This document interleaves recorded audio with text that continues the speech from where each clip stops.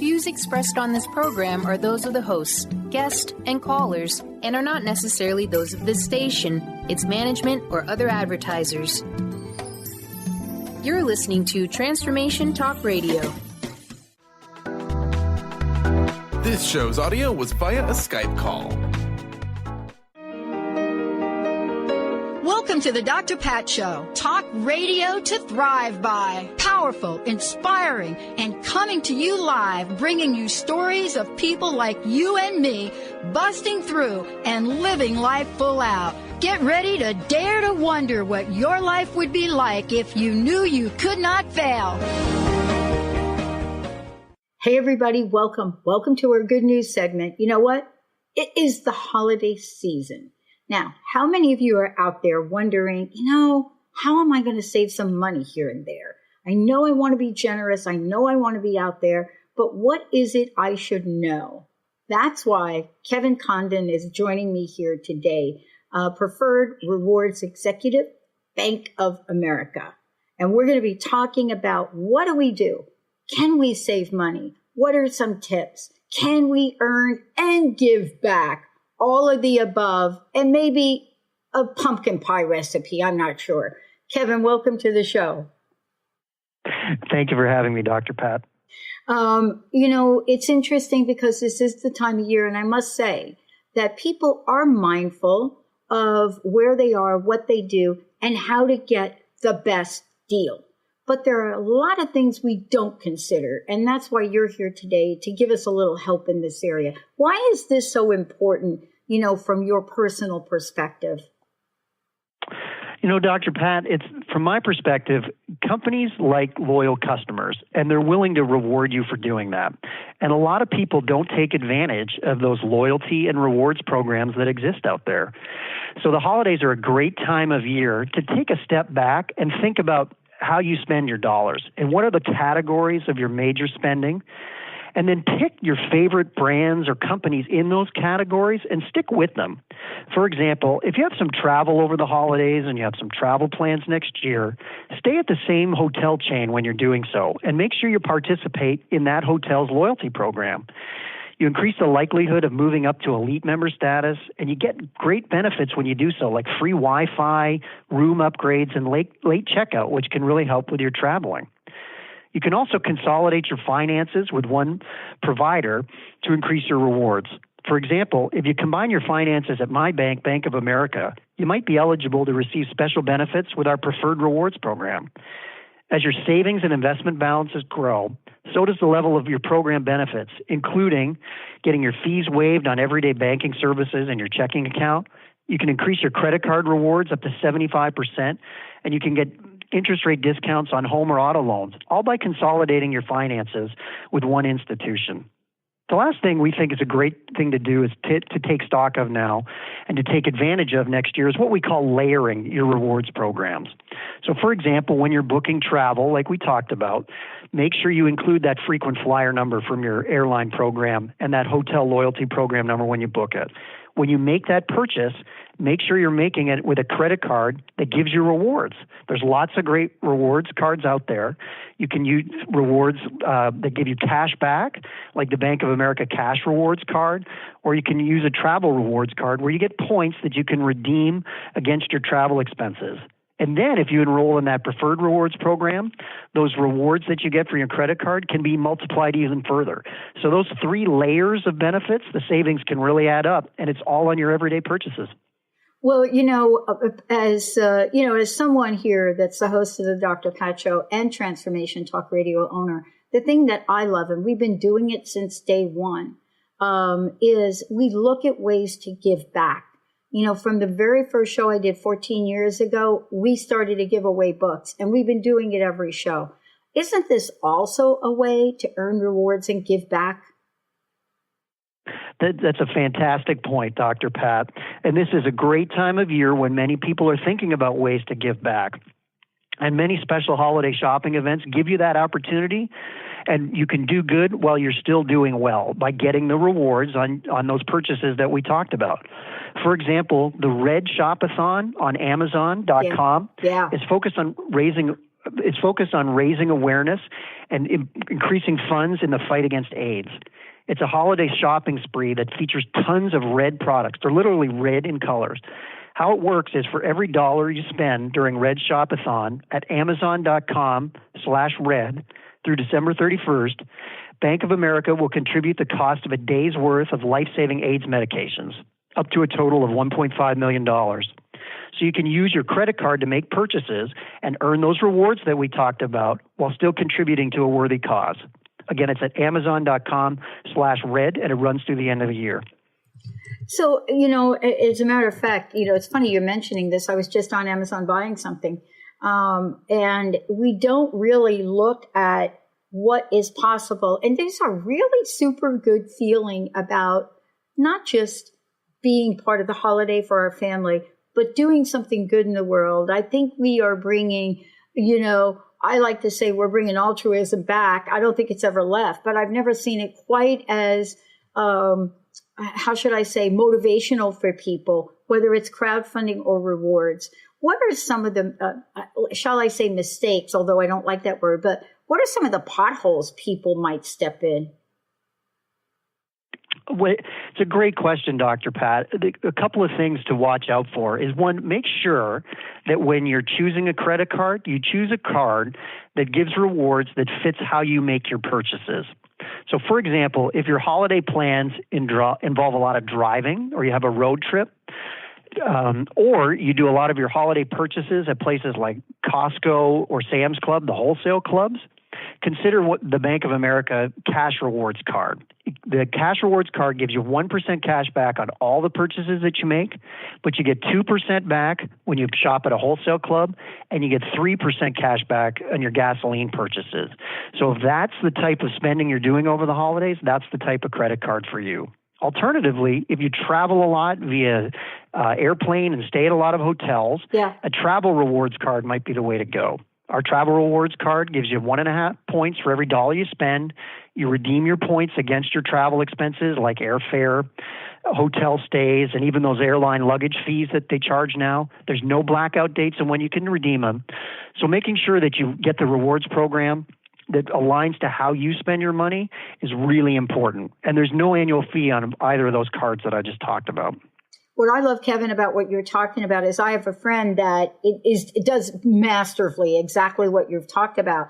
And hence, the entire travel part of her holiday is fully paid for through rewards. And she started last year. So beyond the holiday, people can continue to look at this very closely in preparation for a future date they may need things. That's absolutely right. The purchases are good throughout the year, and the more purchases, the more rewards you receive.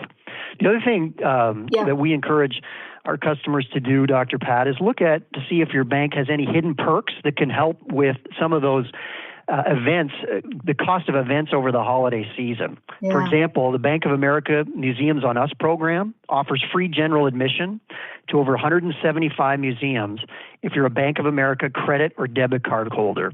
It's the first full weekend of every month. All you have to do is show your Bank of America credit or debit card at over 175 museums, and you get in for free. A couple in Rhode Island include the Providence Children's Museum and the RISD Museum as well. So it's a great opportunity to lower the cost of some great events over the holidays. I think that part of this is looking at, creative and innovative ways. Now you have probably the super cool, one of the super cool jobs on the planet, right?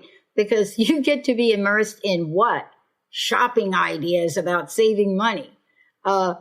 This is very, very cool. But at the same time, this is also part of how to be effective, how to be efficient, and how to be cost saving through Bank of America and what Bank of America does. So it's really a service that goes beyond the holiday, isn't it?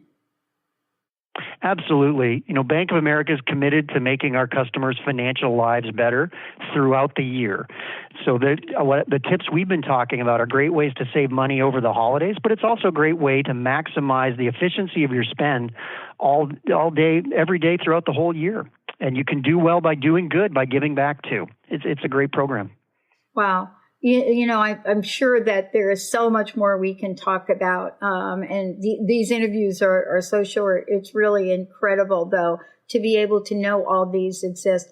The one thing I want to ask you about, sort of in closing here is people think that they have to do one or the other. And they've said, folks have said this time and time again. They've said, my gosh, I got to go over here and get this card. I got to go over there and get this card. But that's not necessarily true, is it? No, not at all. As we mentioned on those two credit cards that we talked about, cash rewards or travel rewards, you're not restricted to any one airline or any one store. You'll get those rewards regardless of where you shop or how you shop. And so the savings can really add up over time. You can layer that on by being more loyal to various stores or airlines or hotels, but the underlying credit cards will give you rewards regardless of the decisions you make on where and how you spend your money.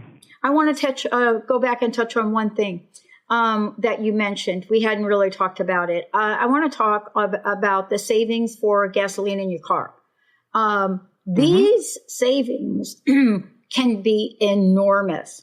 And folks don't really think about it. They don't even plan ahead to say, oh, I'm almost out of gas. Let me go over here and use this.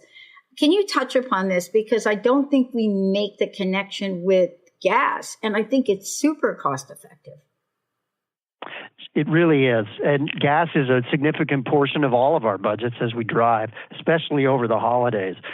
The Cash Rewards card at Bank of America gives you 3% cash back on all your purchases at gas stations. So if you combine the Cash Rewards card with what many gas station chains offer, which is a loyalty program, you can multiply that 3% even higher. And don't forget, if you're enrolled in the Bank of America Preferred Rewards program, you can receive a 75% bonus on that 3%. So that 3% can become over 5% if you're enrolled in our Preferred Rewards program. That plus the gas station's rewards program, the savings can really add up for something we all have to do every day, which is drive our cars. Yeah, and we're actually doing a lot more of that than we did years ago. Kevin, thank you so much for today. I do have one last question. What is your personal message? What would you like to leave us with? And please give out the website again. Sure. The website is bankofamerica.com/getmorerewards. And the one comment I'd leave you with is remember to consolidate your rewards programs to get the most benefit. Layer those rewards where you can. And at this time of year, give back while getting rewards through the Red Shop-a-thon at amazon.com/red. I love it. Kevin, thank you so much for all that you do, and happy holidays to you, your family, and all your loved ones. Thank you very much. Happy holidays to you as well. Well, we're going to take a short break, everyone. Lots of information Kevin just shared, and we gave you the website, of course, for you to go take a look at, bankofamerica.com/getmorerewards. Take a short break. We're not done. We'll be right back.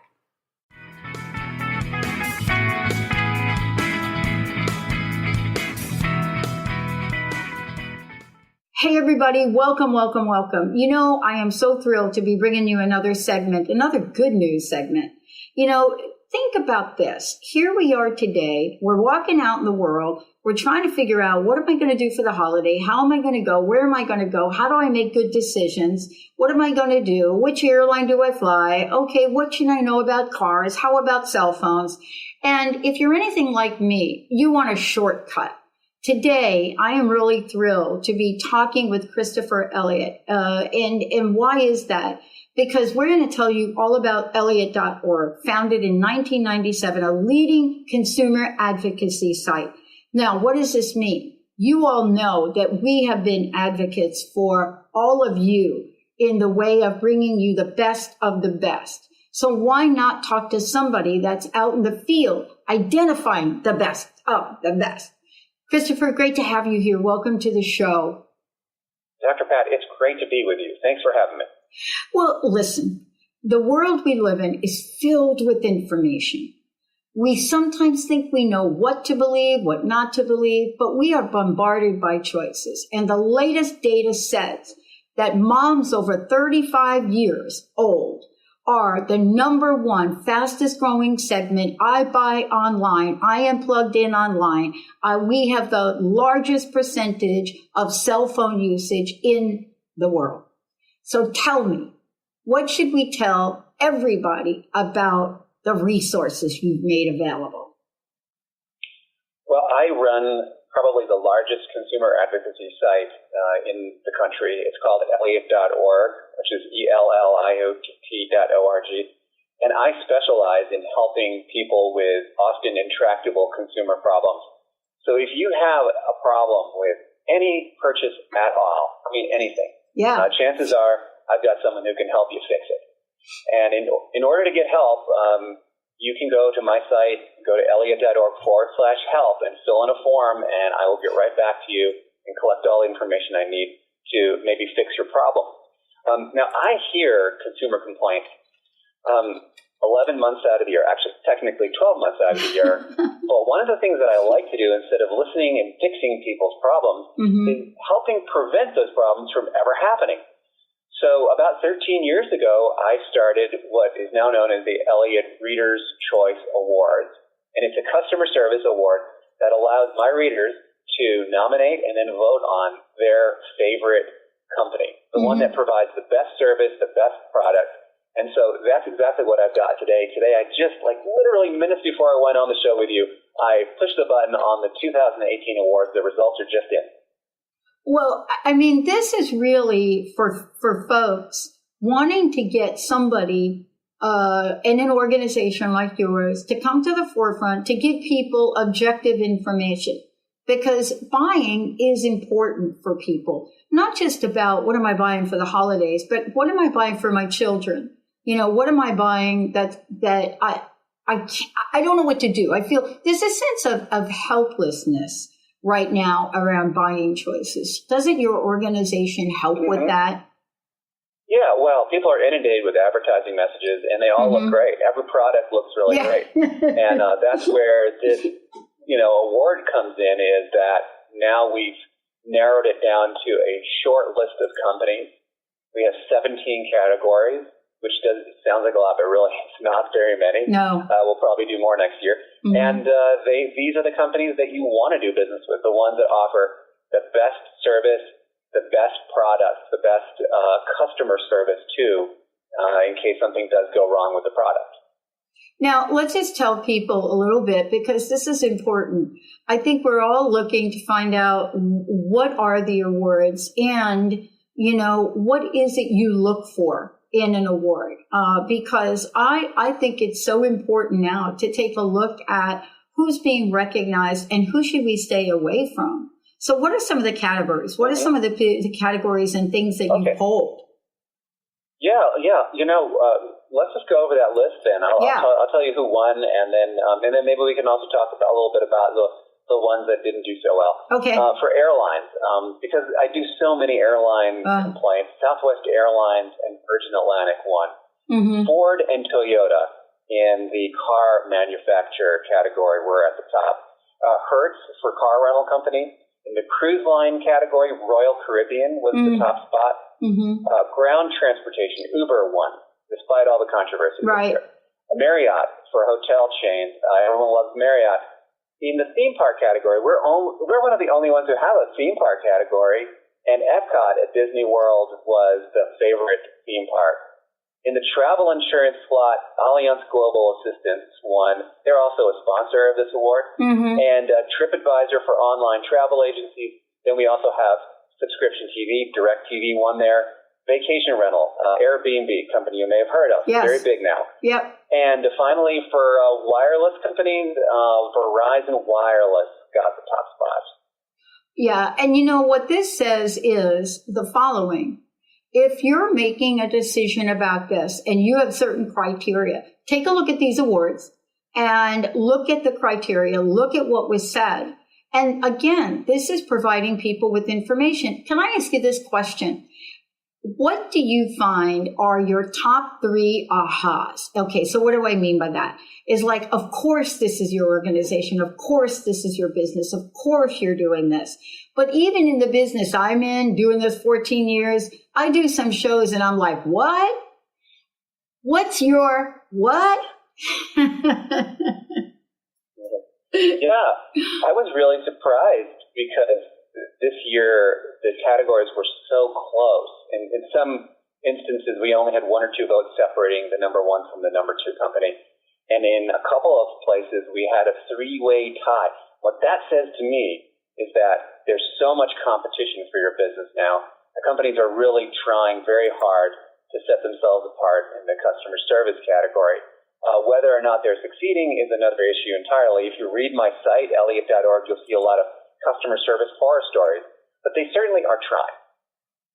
You know, it's interesting because I've just gone through something like this where I worked with a company that I've done business with for almost all my life. And when I really needed them for something, I was completely disappointed and didn't know where to go, didn't know what to do, and didn't know how to do it. And I don't think I'm alone. I don't think I'm one of these people that ended up with a service or a product and found no place to really go to get any real help. Isn't that also part of what your organization does? Is it gives people, at least if nothing else, an outlet for somebody to listen to what they have to say. Yeah, and the next time that happens, I hope you will go to my website, Elliott.org. I will, for sure. That form because I will personally help you. This is, unfortunately, it happens too often. Yeah. And this is why I have a job, is because people complain and customers don't listen, or I should say companies don't listen to their customers. And when that happens, then they have to turn to a third party. Going to court is sometimes really, really difficult. It's also expensive. Yeah. And, you need an advocate to be in your corner and to advocate for you. So that's what I do. Now, I would much rather send people to the good companies than have to deal with all these complaints about the bad companies. It's empowerment, self-empowerment is going to the companies that do good work. And there's a saying, I don't know if you've ever been to business school, but they say this in business school a lot, is the best customer is an informed customer. Yeah. They don't really mean that, though. They don't mean it. They want people to stay dumb, and they don't want them to be empowered with information. But once they have this information that says, okay, here are the good companies, then they make good decisions. And I want your listeners to know that when you read this list, you're getting good information from real readers. The nomination process is pretty straightforward. You nominate it, you vote for it. And once we have that information, you can make great buying decisions too. I love that you're talking about this because, as a broadcast network and, now after 2.5 years of building technology, actually that doesn't exist in media, we're getting ready to unleash it.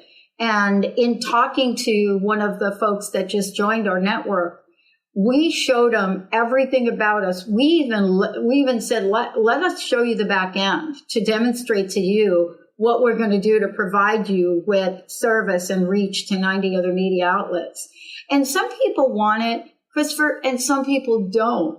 But we found exactly like what you're saying. We want people to know what they're stepping into for 2 reasons. 1, we have nothing to hide. But 2, maybe they're going to give us an idea that we didn't have. How important is that for organizations now to say, we really do want your feedback? It's easy. You can say it, but do you mean it? That's the question. Okay. And a lot of times you'll find that companies will post information on their website. Mm-hmm. Here's this form, fill this form out. Or they'll have a social media presence, and then they won't respond, or it'll be a form response that is really meaningless. And so I think that it's really twofold. You have to say that you want the feedback from customers, but then you have to actually do something once they respond. And too few companies actually do something when when they're contacted by one of their consumers. You started this, in 1997, Christopher? You started this organization? Yeah, I've been doing it since. Okay, so you're kind of like me. You've probably been able to see the good, the bad, and the ugly over, the development and growth of the internet. What are if you had the personal buyer beware and personal buyer get excited about this moments? The buyer beware moment. Gosh, I have one of those almost every day.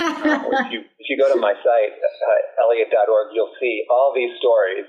And literally, I put up 3 stories a day at least on some kind of a customer service problem, something gone awry.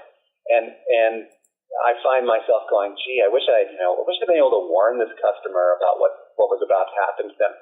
But the other thing that I see too, that I think doesn't get mentioned very often, is people who get into a purchase, sign a contract without reading it, don't look at the fine print, and then they end up with a product that they weren't expecting. And the reason that they didn't expect it is that they didn't know. They did not do all of their due diligence.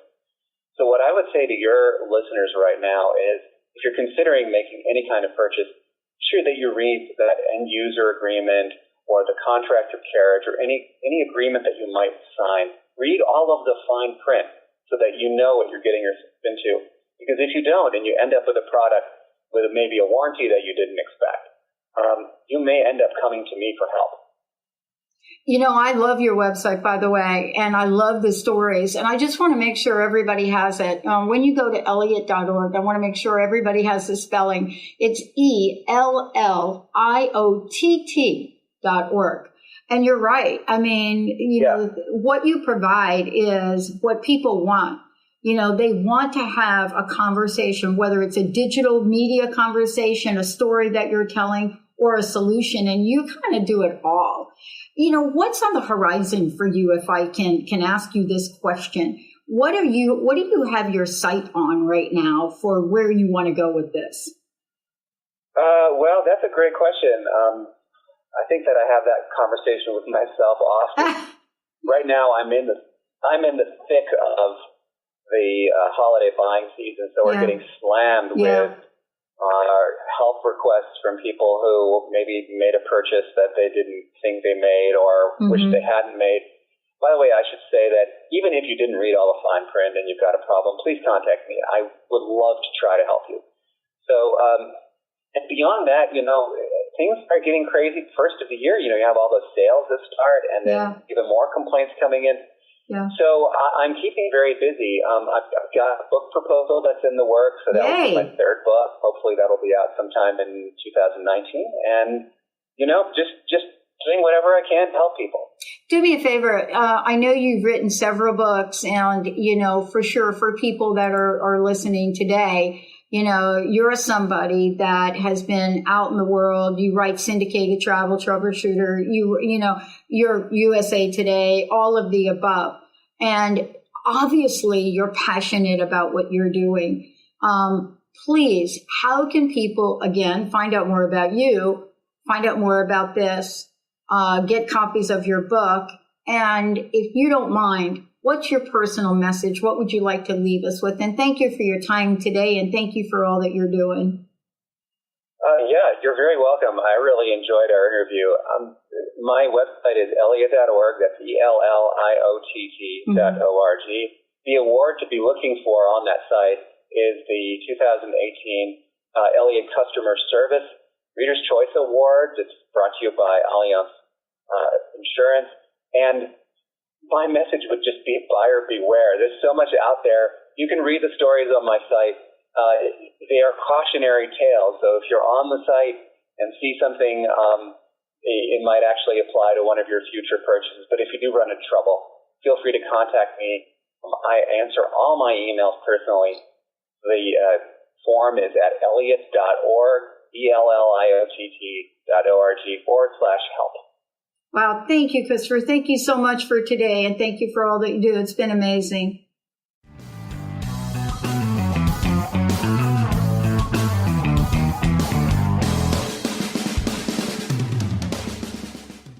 Hey, everybody. Thank you and welcome to our Good News segment. You know, many of you have said that the information we're bringing forward in these segments is information they've not heard anywhere else or had the opportunity to kind of weigh in on and find out more. Today, Kathy Flora and Rebecca Nellis are joining me here today. Kathy, cancer survivor and career coach. Rebecca, executive director, Cancer and Careers. And today, what we're talking about is cancer patients' motivations to work. Does everyone want to work, or is there a bigger concern? Welcome to both of you. Welcome to the show. This is a really important conversation, and I think, you know, our perception of what people want to do is may or may not be correct. Welcome to the show. Thank you for having us. Let's start a little bit here, with why we're having this conversation today. And I want to start with you, Rebecca and Kathy, then we'll jump to you. This is a conversation, and people might ask, this is important. What is it that provides the greatest misunderstanding around cancer and careers?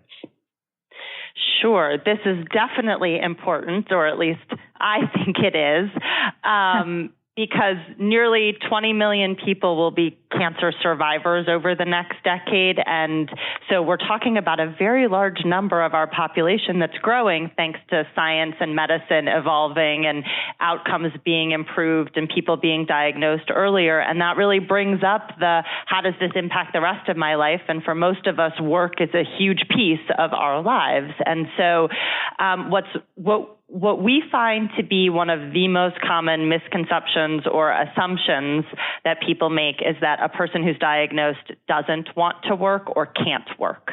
And that's not really where we want anyone to start the conversation around working cancer, because it's so unique to an individual, their individual health situation, their individual recommendations from their doctor, their individual treatment protocol, and their specific job and the company that they work for. So with that many variables that are so personalized, it's very difficult to make an assumption like you can't work or you don't want to work. Right.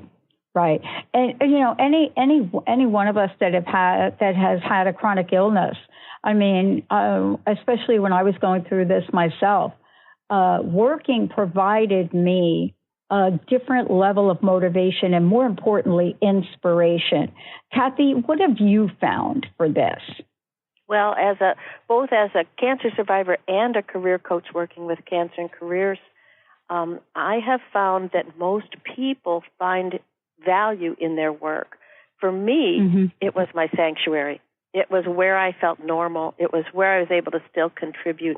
It was where I felt powerful when everything else was making me feel powerless over certain aspects of my life. And that routine of going in every day, of checking in every day, of working on something that had continuity, kept my focus off my health and allowed me to stay positive that I did have a future and that I had something to contribute. That mattered to me. And it matters to the people that I coach on cancer and careers. Wow. Now let's talk about the survey if we could, right? Because Cancer and Careers commissioned Harris Poll to conduct a survey so that we can better understand the experience of cancer patients and survivors within the workplace. And I think folks are going to be interested in this for a lot of reasons. Rebecca, let's go through. Here's my question for you. What are some of the things you thought, yeah, of course? And what are some of the things you thought, wow, I had no idea? That's such a great way to ask that question. I love that. So my of courses are things like 65% of respondents said work helped them cope. Yes, of course, because work is so much more than just a single thing to us. Other yes, of courses, it helped them feel normal and productive, provided a routine, kept their mind off cancer. So all of those things that Kathy just said about her own experience, the research also bears out. And I would say we do this survey, a variation on it every year, and we always hear those things come through. Of course, health insurance and a paycheck also very important, but it's so much more. It's a more holistic experience, what work means to people. So that really falls into my of course category. And then a couple things that I found sort of interesting that I wouldn't have necessarily totally guessed in the survey. One of them was that employed and unemployed survivors know that an employer cannot discriminate against them because of a cancer diagnosis. That true-false question was answered 89% correctly. but 22% of them think an employer can require them to disclose their diagnosis before hiring them. So though they know they can't be discriminated against, they think there's still a requirement to disclose, and there actually isn't a requirement to disclose. So one of the things I took away from that, and what's so great about doing survey work, is we travel across the country all year long and work with individuals and groups all over the U.S., which is such a privilege. But it's all anecdotal. So, I get a sense of what's happening, but I don't have a percentage that I can wrap around it to help people really understand.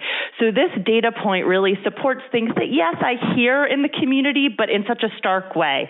22% of people think they have to tell what's going on with their health to a prospective employer. And so one of the first things I want to do is myth bust that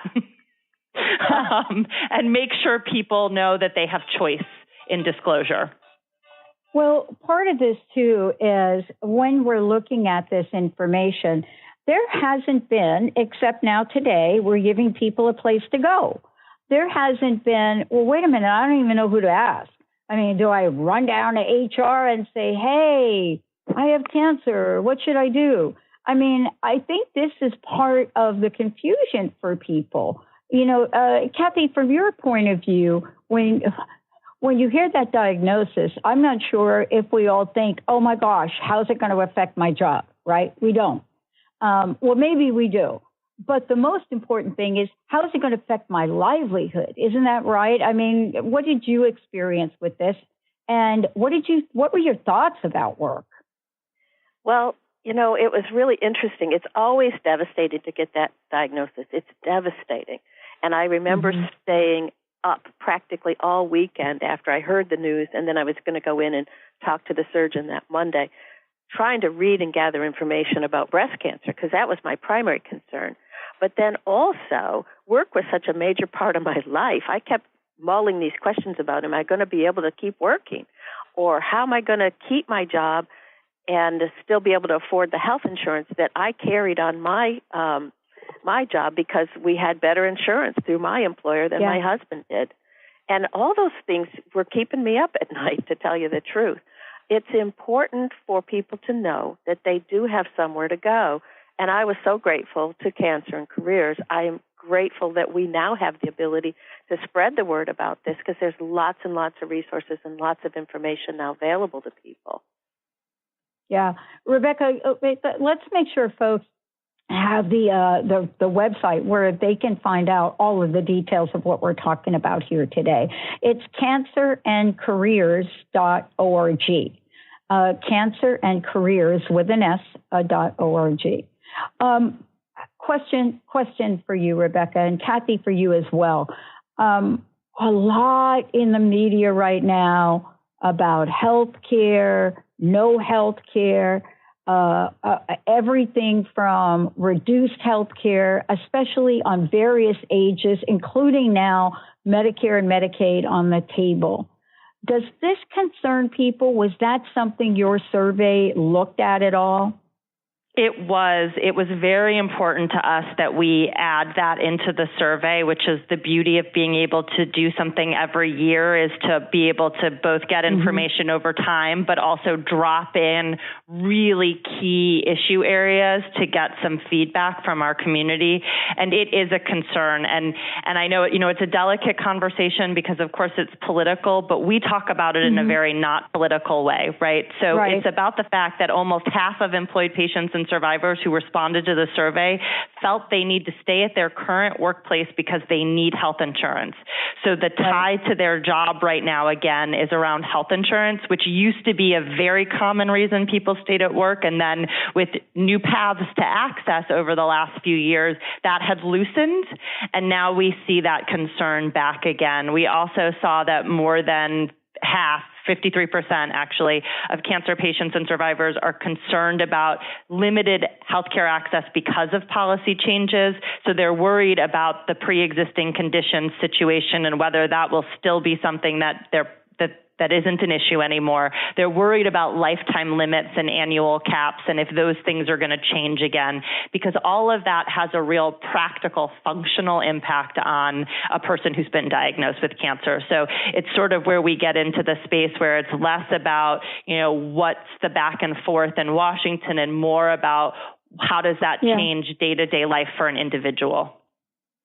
Well, I think it's enormous. I mean, because I was looking at some of the information, people think, well, wait a minute. I think I saw a number that said 53% currently feel well enough, right, to continue to work. But let's just be clear about that. 47%, where are they? They don't. Right. Right. So, I mean, you're splitting hairs. Half the people.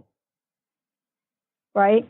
And we all know. Dr. Pat, those that are looking for work because they may have stopped out for some reason, this is anecdotal, not the survey, but when I work with them as a career coach, main reason they want to go back to work is so that they can work with an employer that will provide them with health insurance.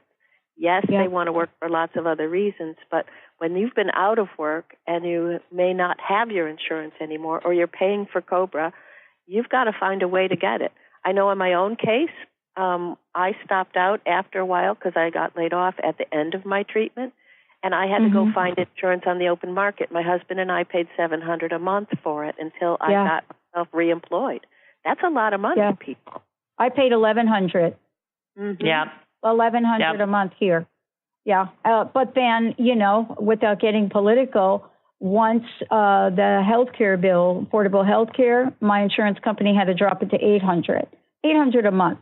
Why do we do that? Because we really do need to do it.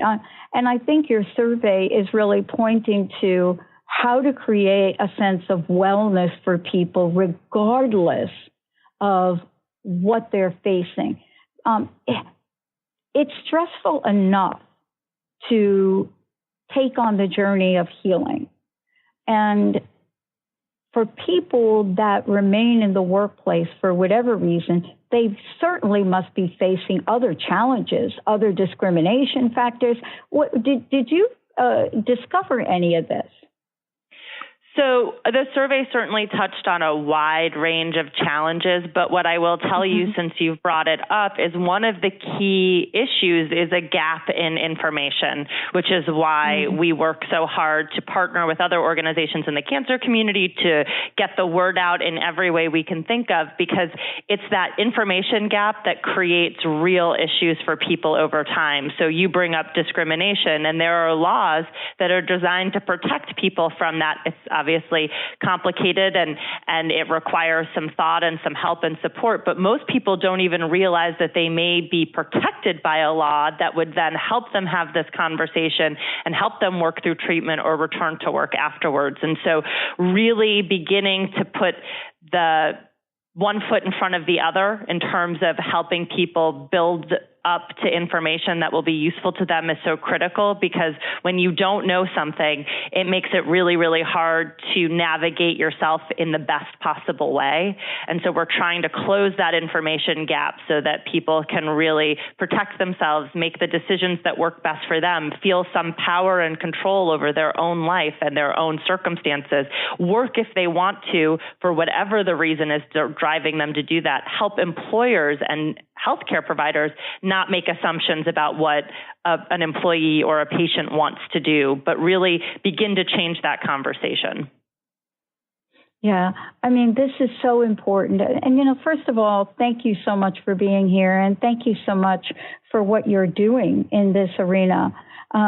For those people that are going to be hearing this, they're probably thrilled to know there's a place they can go. Please, how can people find out more about the survey? But also, how can they find out more about getting some coaching and mentoring around this? Because I think this sometimes is a really lonely journey.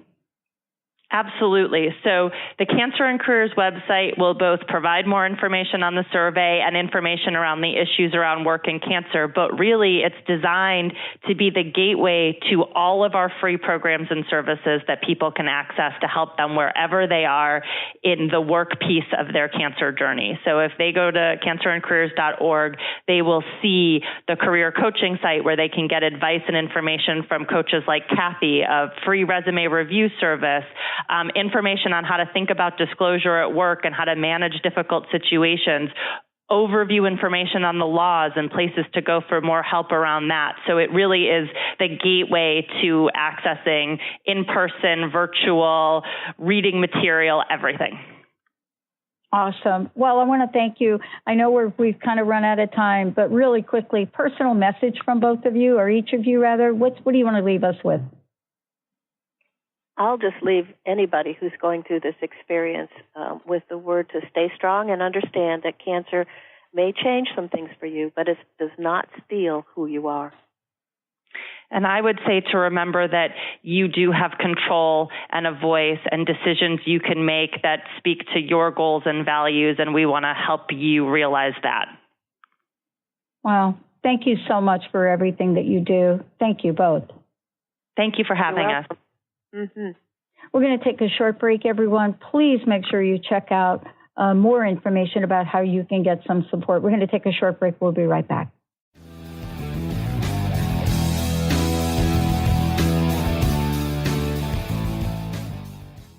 Hey, everybody. Welcome, welcome, welcome. This is part of our good news segment.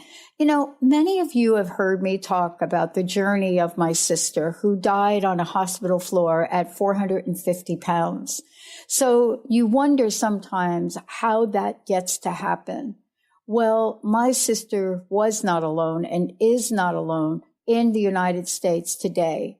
We are, as Americans, battling what it means to be overweight or obese. Now, how is it we can take back our lives? How can we learn how to take control? Dr. Matthew Pittman joining me here today, Northwestern Medicine, Del Norte Hospital Medical Director. And here's what I want to say. Today's show is to just start at the beginning. It's the way that we get to take one step at a time. But what Dr. Pittman has for us today is how we can do it. Welcome to the show, Dr. Pittman. Thank you so much for having me. This is really a conversation that is a long time coming, and there are many, many phases and aspects to it. I want to ask you, this has to be super important to you. Why is that? What got you on this pathway to help people with this? That is a very, very great question. Not one I get asked very often. So, obviously coming from a surgical background, my initial interests were mainly in surgery. And in surgery, typically there's a acute problem, you fix the problem, and that's pretty much the end of it. Where bariatric surgery was different was the first time that I could see utilizing surgery to help with chronic health concerns for patients, in a situation where I get to maintain relationships with my patients for their life, and it's a really rare blessing that I really appreciate being able to do. And from there, it's just kind of expanded. Obviously, personally, as well as many of your listeners know, this is a big, big problem that's going to require a complex approach and a multitude of assistance to help these people. And so I hope to be part of it. Yeah. And I'm so glad you are. Let's get some statistics for folks. We know Sure. that we have been growing as a society that is considered overweight or obese. But what exactly, or where rather, are we on the continuum? How many people are considered to be obese or overweight? Currently in the United States, it's now over 70% is considered to be overweight or obese. Mm-hmm. And those numbers have just grown every single year for the past few decades. You can go to the CDC website and you can actually see by state the percentage of the population which was obese, and the numbers just grow and grow every year. I want to ask you this question. What is it about this as Americans that we don't see the health impact of it? Fine, I'm overweight, I'm obese, but I'm okay though. I'm in great shape. There's nothing wrong with me. Can you talk to that comment, please? Sure. And I think part of the problem is that we've separated being overweight or obese from the health implications of it. Some of it's probably from the stigma that's been associated with people who are overweight, which unfortunately has drug us back for quite some time. And so instead of viewing this as a disease process, one with some pretty, morbid outcomes if we don't correct it, we've looked at it as, a cosmetic issue, which is certainly not how we should be viewing it. This is a real problem with some pretty serious health implications, and we need to view it as such. Earlier I said, listen, we can take this one step at a time. So today you're going to share some tips with us because, sometimes the attitude is, you know what, I'm already overweight. Why should I care? But there are some things we could do over the holidays, especially. What have you learned? Absolutely. And holidays are the worst. Yeah. It's a tough place. It's a tough place to start because there's more temptations at holidays than any other time of the year. Yeah. Emotions run high. There's food and alcohol and whatnot everywhere. And it is also meant to be a joyous occasion. So you want to celebrate, you want to participate. But it's also a really good place to start making some of those early changes now that you can then carry with you into the times where the temptations are maybe not so prevalent. We've got a fantastic dietitian, Audra Wilson here at Delnor, who's really laid out some healthy eating tips for our patients that we give them around this time of the year. Some of the ones she starts with is first and foremost, don't skip meals. A lot of times we think that if we skip breakfast or we skip lunch, then we can have those extra calories at the big dinner that we're going to. And what happens is you approach that dinner so hungry that it's very easy to make some poor decisions and end up eating a lot more calories than you probably would have. So getting a nice healthy breakfast of a low-fat yogurt or a turkey sausage, keeping some healthy protein-based snacks around, especially, I don't know if your office is like mine, but there is baked goods everywhere you turn over the holidays.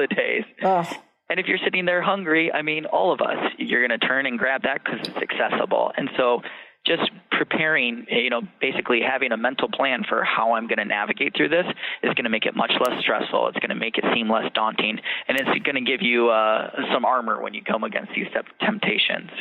Yeah. At what Another point? Good tip I'm sorry. Go ahead. Yeah. Another good tip that she likes to tell people, especially if you're going to house parties, and I love this one, is offer to bring a dish. Because one, your host is going to love that you offered to help, but two, it gives you control over at least one of the dishes at the table. And so if you can make your own healthy vegetable dish that you enjoy eating anyways, that's one less stressor. So at least a good portion of your meal can be made out of something that you like and is also going to be healthy. I have learned that one myself because, when you get there, it's always the idea of, wait a minute, I don't really have any choices and I'm hungry. I didn't eat, but also really to eat before you actually go to holiday events. Sure. That's also important.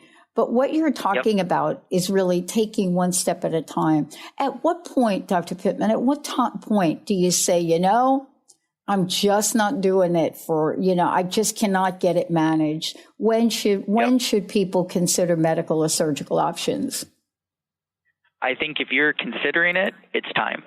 And so people know, they know their struggles. They know that they've tried, Weight Watchers and everything else, and they're just not getting to where they want to be. If you're considering it, it's time to help because you're not alone. We have so many resources to offer.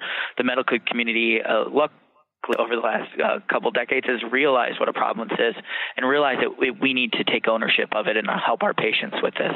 So look for those resources. Talk to your primary care doctor, whether it's just getting in touch with a dietitian to help you work on some meal planning, whether it's maybe utilizing some weight loss medications, or in some cases, whether it's worth considering surgery.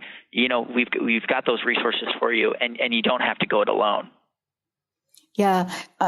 One of the things that I see is, or looking for, are what are some of the trends?